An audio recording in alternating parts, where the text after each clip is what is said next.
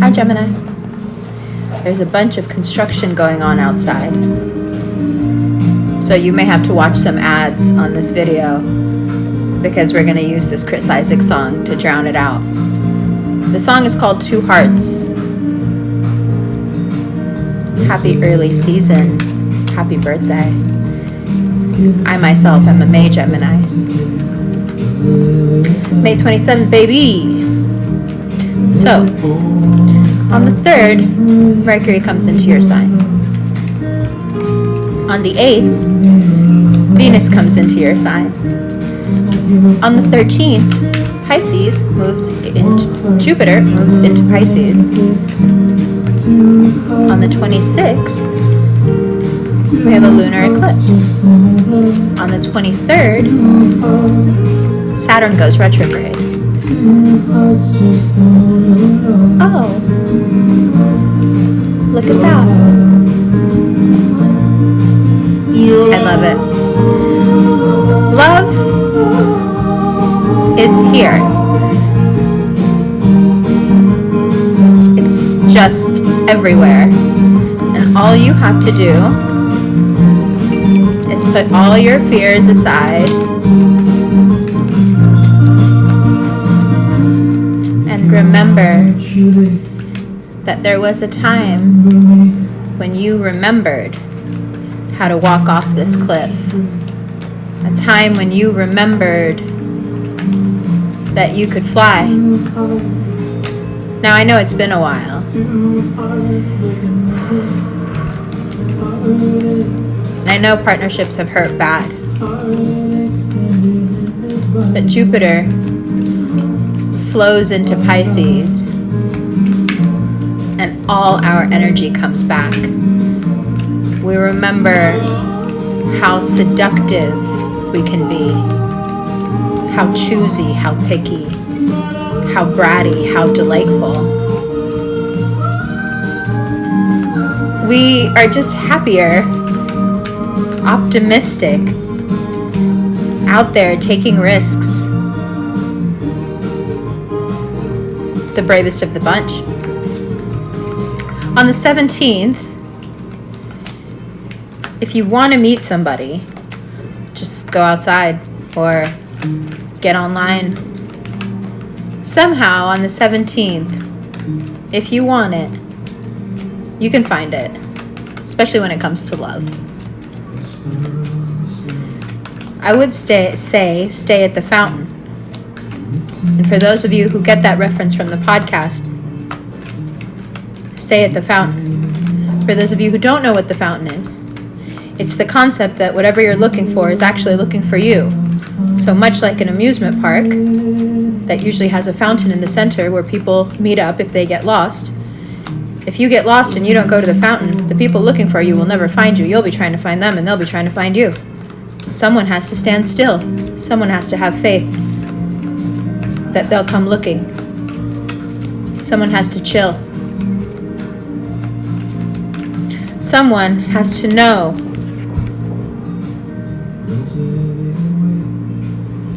And that's you. As of the 26th, that lunar eclipse in Sag, you're just high on love. It's also clear. Clearer than it's ever been. Riskier than it's ever been. But as soon as Jupiter moves into Pisces, you're just lucky. The Fool is the best card in the deck. Pure faith. All the right decisions.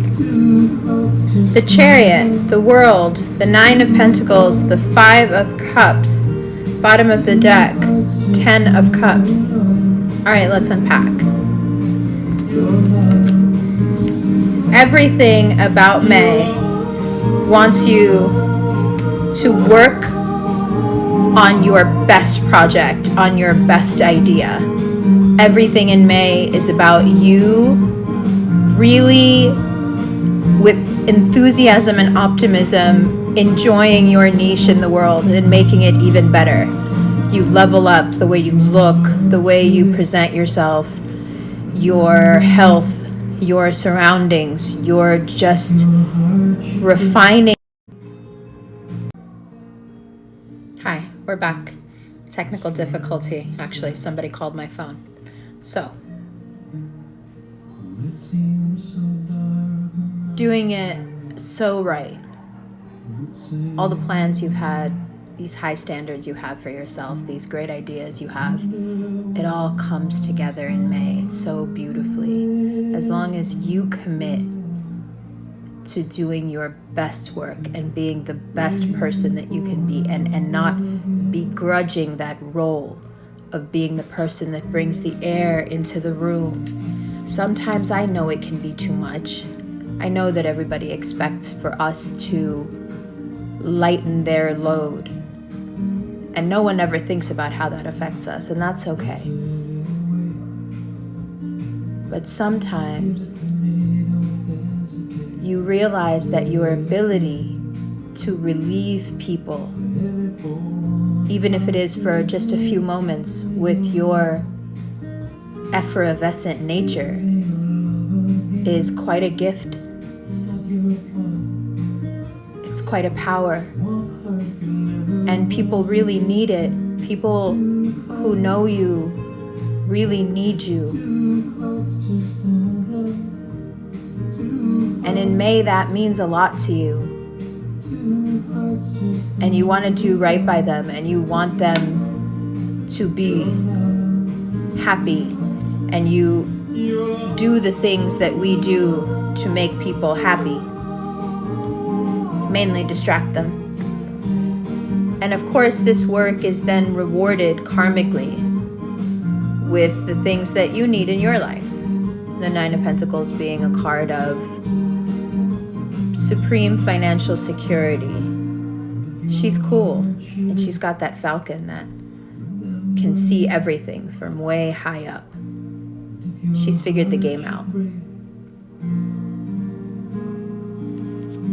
We do figure the game out. In May, we figure the game out.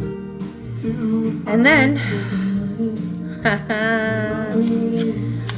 when Saturn goes retrograde, you will have to really watch how you talk to people, because you can spill some cups that can't be unspilled. So, as you rise and rise and rise, keep your ego in check. I've discovered in my own life that the most intelligent thing you can do in any situation is observe and not talk. That's just my opinion, though. This is also something that Saturn has been trying to teach you for a while, and you haven't been very receptive. And that is that there are a few spilled cups that you really wish would unspill, and that's okay. And as much as it hurts, you've got to understand that you choosing yourself over this situation or this pain or this regret isn't you abandoning anybody. We're really sensitive to abandonment because people tend to abandon us. So we have a tendency not to do that, and then we get attached to the wrong people because we want to stick it through, you know? And in May, you get the wake-up call that you need, that you're not abandoning others by choosing yourself. And then there's this.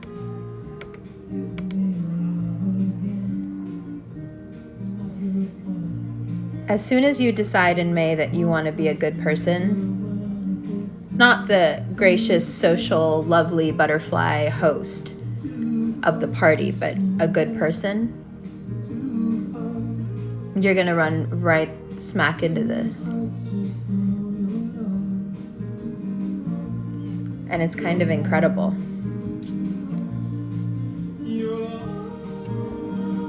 And you know, when it does come in, Don't start this nonsense.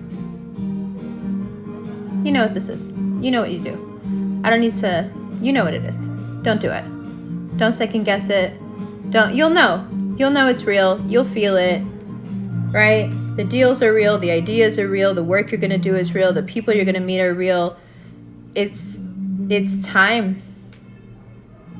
And start walking or doing whatever you need to do to prepare, because your season's around the corner and you know how upset you're going to be if you don't look the way you want to look. I love you. Let's look at these cards. Hi, Gemini. Welcome to the second part of your reading. Well, that first row is pretty impressive, huh? The Fool, the Chariot, the World. I think you've been feeling for about a year now like it should have been your moment already. And all these strange delays have just perhaps discouraged you. But you've pushed through, you've kept a good attitude, you've been upbeat. You kept it moving. But this moving is different. This moving is long-term goals.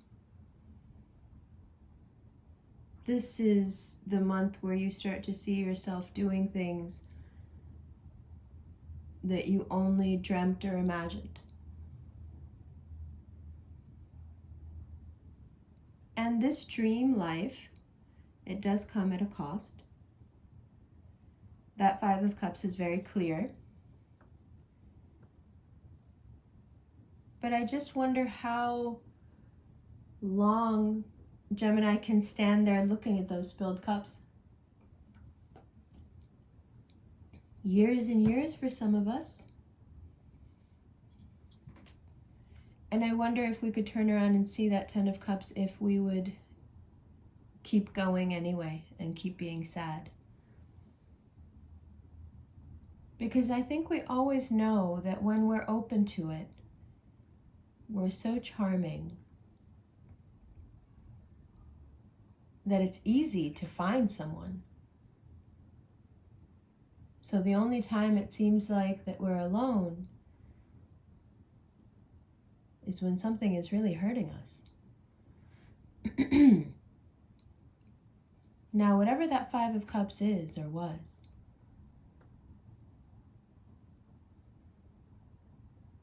you haven't really treated those other two cups very fairly. Even in the saddest of situations, there was something to be grateful for, and you may have missed that.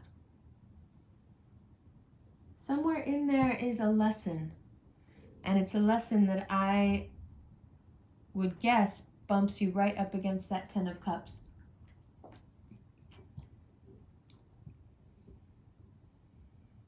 Even in the face of loss, if we can't have gratitude for what we still have, I think it becomes difficult to attain bliss. Bliss there, therefore not being a state of having anything, but of being so at peace with gain and loss. Gratitude shown in both.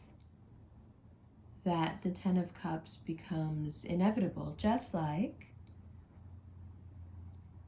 if you choose to walk off that cliff, the Chariot and the World become inevitable. Any one of you who's been waiting for someone to either give you permission or accept you before you'll make a move, you have to stop waiting. Not only is it wrong to give someone that power over you, but also, unless you're 100% sure you want to end up where they are, taking their advice could be actually quite damaging. One of the most wonderful functions of tarot, especially of Jungian tarot, is the ability to know your own mind so well and know how these different archetypes interplay in your personality so that you don't need someone else to tell you how to live your life. You learn to examine your mind on your own. Now this risk, it feels like you want someone to hold your hand off that cliff. That goes a long way in saying that maybe the relationship between you and your twin isn't all that great at the moment. Sometimes we do become resentful of our shadow side because it can cause so many problems. Sometimes when we don't know who else to blame, we blame the other twin. We often do it as a joke, but I think we do it too, for real. And this alienation, it makes you feel like you need someone to hold your hand off that bridge, forgetting that you are a twin and that there is someone always holding your hand. But that's not possible when you're resentful. And resentful of what? Resentful of your needs. Right? Because the other twin may not be the most polite, but they are definitely aware of your needs. So, in an effort to integrate the two of you again, I would suggest letting that side of you out a little bit, but just not around other people. Maybe creatively. Paint something, write something, dance something, cook something. Right? Because if you don't do something, start to repair the relationship, then it's going to jump out in these terrible words that you will use with people. And some of those relationships that are very dear to you, they won't be reparable. Because it's such a sensitive time for everybody. Now you also have, across from you, in Sagittarius, this lunar eclipse. Now that lunar eclipse and that Five of Cups, you know exactly what's happening there. That lunar eclipse will once again shine a light on what it is that you refuse to move on from. And it will show you very clearly what you stand to gain if you do choose to move on. But you know what? I don't want you to kick yourself for the time you've spent standing still, because I'll tell you what. In the past 3 or 4 years, the options that have come along, they haven't been very healthy. So whether you stood still out of grief or sorrow, or just because you were smart and have a keen understanding of people, it doesn't matter. Either way, you may have saved yourself from quite a lot of pain. But this is a new energy. And it's an energy of happy beginnings and long-term love relationships, but also business relationships, money relationships, your relationship with yourself. Right? Repairing the bond between you and yourself.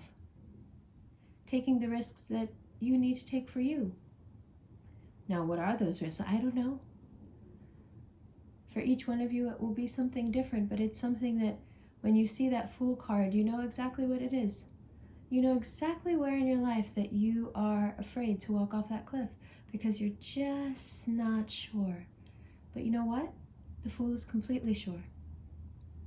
And your guidance is in the imagery. The Fool is so completely sure that he's not even looking down. It doesn't matter. It's there. He knows it's there. When you reach that level of trust and belief in yourself, in the universe, in God, what have you, that chariot really starts going and the world really starts to notice. You have 1 month, Gemini, to get yourself on track before your season needs you to show up. Now, the only way that will feel like pressure is if you want to stay stuck in that Five of Cups energy and not do anything. But I'll tell you what, at this point, it would be worth it for you to knock over those other 2 cups just so you would be done with the whole thing and get out of there.